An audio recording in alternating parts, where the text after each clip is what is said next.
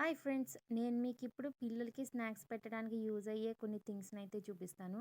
అవేవి కాదండి bananas holders అన్నమాట. ఇవేంటంటే పిల్లలకి మనం బనానాస్ స్నాక్స్ లాగా పెడుతూ ఉంటాం గదా! అలాంటప్పుడు అవి బ్యాగ్‌లో పెట్టంగానే బ్లాక్ అయిపోతూ ఉంటాయి వాళ్ళు తినే టైంకి. అలా కాకుండా ఇలాంటి వాటిల్లో మనం బనానాస్ పెట్టినట్లయితే మనకి ఏ విధంగాను ఇవి పాడైపోకుండా ఉంటాయి. బనానాస్ అవి బ్లాక్ అయిపోకుండా ఉంటాయి. వాళ్ళు తినే టైంకి ఫ్రెష్‌గా కూడా ఉంటాయి. అంతే కాకుండా మనం క్లోజ్ చేయంగానే వీటిలోకి గాలెళ్ళకుండా ఖరాబ్ అయిపోతాయేమన్న భయం కూడా ఉండదు. ఎందుకంటే ప్రతి దాంట్లోని హోల్స్ కూడా ఇచ్చారు.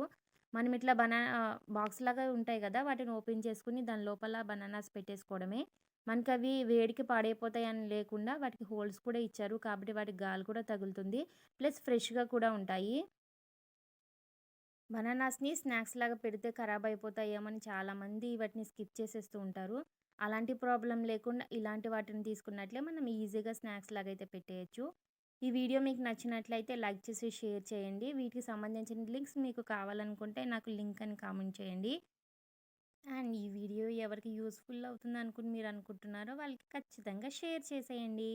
మరిన్ని విశేషాల కోసం మన ఛానల్‌ని ఇప్పుడే సబ్స్క్రైబ్ చేసుకోండి. Thank you so much for watching. And ఈ ప్రోడక్ట్ ఎలా ఉందో నాకైతే ఒక కామెంట్ ద్వారా తెలియచేసేయండి.